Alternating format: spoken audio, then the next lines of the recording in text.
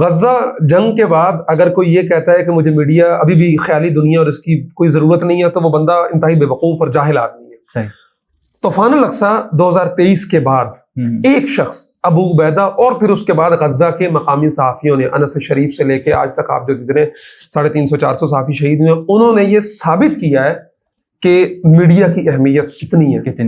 2023 سے پیچھے آپ چلے جائیں تو اور اب بھی یہودیوں کا کنٹرول تھا میڈیا پہ. بالکل ٹھیک ہے. تو پوری دنیا کے اندر یہودیوں کو مظلوم جانا جاتا تھا. اوہ یار ہٹلر نے بہت ظلم کیا ان پہ, ان کو تو پوری دنیا میں کوئی رہنے کی جگہ نہیں مل رہی تھی, تھوڑی سی جگہ ان کو ملی ہے یار سکون رہنے دو ان کو, کیا تمہیں مسلمانوں کو تکلیف ہے کہ ان کو یہ مارتے ہیں ان پہ ظلم کرتے ہیں, یا ان کو تھوڑی سی جگہ دے دو رہنے دو, انہوں نے تو پیسے بھی ادا کیے. یہ پروپیگنڈا ہوتا تھا اور لوگ اس کے شکار میں آتے تھے.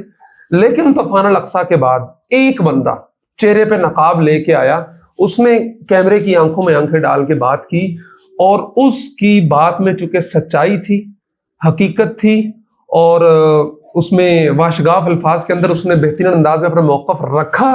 یہی وجہ ہے کہ آج پچھلے 2 سال میں آپ دیکھیں یورپ ہو, امریکہ ہو, UK ہو, پورا مغرب آپ کو پاکستان سے بڑے بڑے مظاہرے جو ہر ویکینڈ پہ لندن کے اندر مظاہرہ ہوتا ہے فلسطینیوں کا, اور اس میں 99% غیر مسلم نکل رہے ہیں. اسپین غیر مسلم کنٹری ہے, لیکن جس طرح سے وہ اسرائیلی لابی کو, نیتن یاہو کو تڑیاں لگاتا ہے اور وہ کہتا ہے کہ ہمارے ملک میں آئے گا ہم گرفتار کریں گے. بالکل.